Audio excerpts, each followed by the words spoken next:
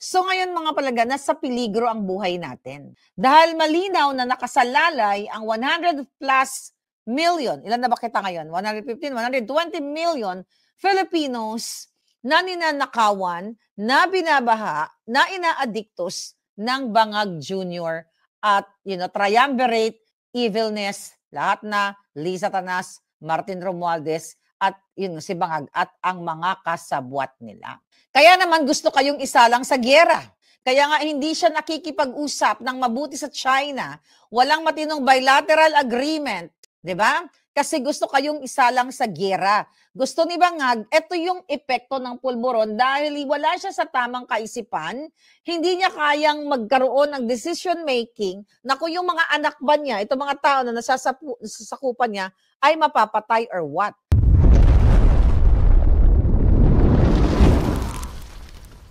So, hindi nagpa-function kaya, tira-tira, maghanda kayo, 30 days. AFP, kailangan mag-stand tayo na within 30 days ay makalaban tayo sa bang-bang-bang. Diba? Kaya gano'n, na gusto kayong isalang ibala sa kanyon. Wala siyang tamang pag-isip. Kaya national threat siya. Si Liza Tanas, national problem, sabi ka ni Atty. Glenn Chong, itong si Bangag, national threat. Kaya walang nag-i-invest sa atin. Bakit? Dahil mismo nagreklamo ang US State Department na ang Bureau of Customs ay grabe ang paghingi ng bribe, talamak ang pangungutong pangingikil. Kaya national threat ang pamilyang ito. Another national threat issue. The recent disaster response nila. May response ba? Nakita ba tayong bulto-bulto o 16,000 na polis para iligtas ang mga taga Cebu, ang mga taga Bicol? Wala.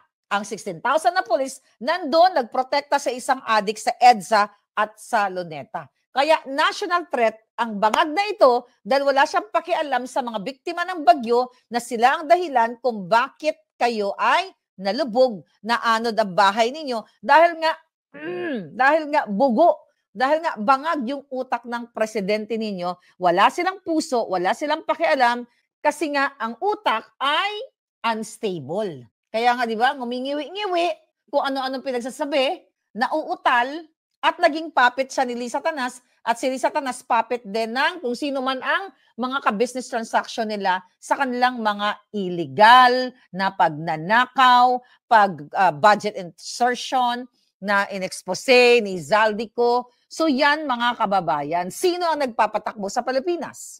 Kasi nga 2022 pa lang sinabi ko na natau-tauhan lang si Bangag. 'Di ba? Hindi siya nagpapatakbo dahil siya ay under the kipay ni Liza.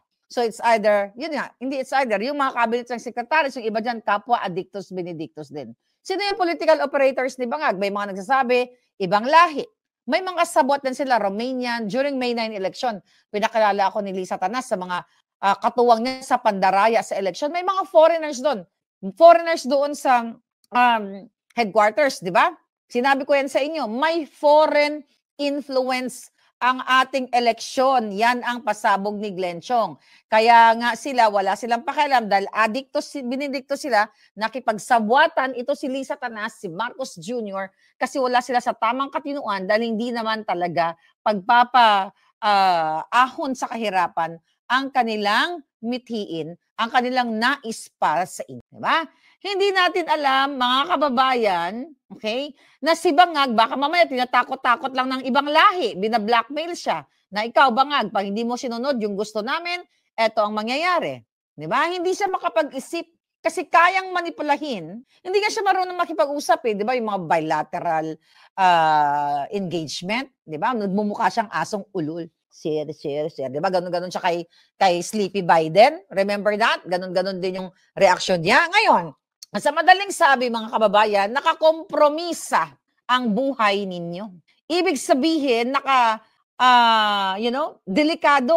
Delikado ang buhay ninyo sa Bangag na jutang ginimas na addictus na ito na sinasabi mismo ng kanyang kapatid. Kaya nga, di ba, yung nagkaroon ng ASEAN event like this month o last month, few weeks ago, mga kababayan, yung karating puok natin, karating bansa natin, mga palangga, ay nagkaroon ng zero tariff yung kanilang mga produkto, di ba, papunta dito sa Amerika. Pero tayo, nag-stick tayo sa 19% kasi bangag si Marcos Jr., hindi siya marunong makipag-deal dito kay Lolo Trump, 'di ba?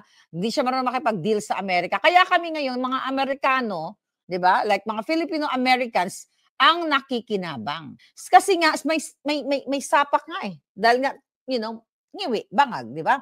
Kaya nagkakaroon ng budget insertion. Kaya nga sabi nga ni Rowena Guanzon, eto na, sabi niya, nag-speech siya kahapon.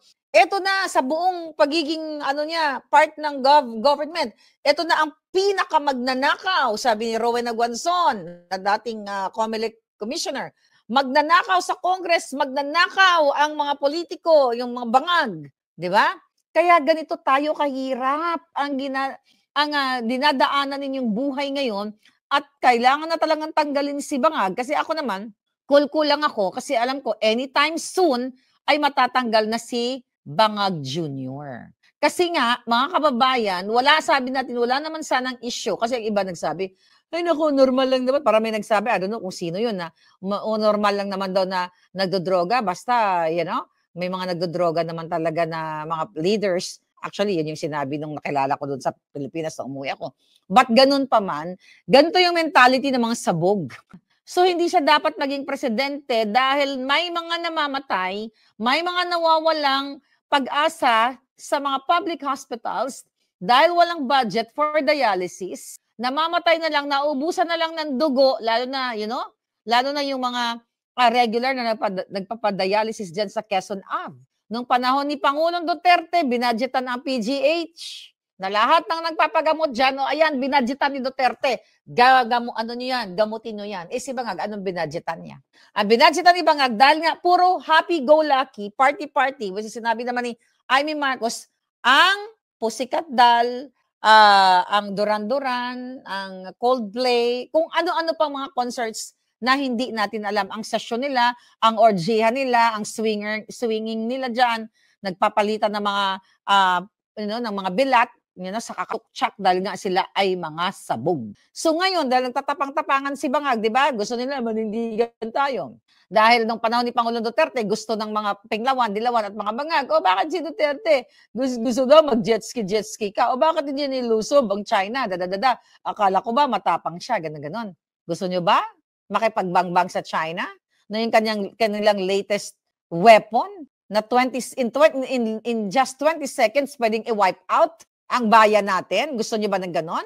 So ginawa lang ni Duterte ang pakikipagkaibigan. Ngayon, kung hindi pa rin kayo manindigan, within 30 days, ready naman daw kayo, buhay kayo dyan sa Pilipinas hanggang 30 days para makipagbalyahan sa China. Ito yung impact ng may saltik. Ito yung impact ng mga sabog na namumuno sa inyo na walang pagmamahal sa inyo, mga kababayan. Ang iniisip nila, magkulimbat ng pera, magtsuktsak ng magtsuktsak, magsingot ng magsingot, at isasalang kayo sa gyera at bibigyan na kayo ng mga supot-supot na tig-2 perasong sardinas, then yung mga naanod ng baha na mga bahay at nangamatayan, 5,000, partially damaged, completely damaged, 10,000 na 1 week nga lang yan na pangkain ninyo. Baka kulang pa kung meron kang 8 anak.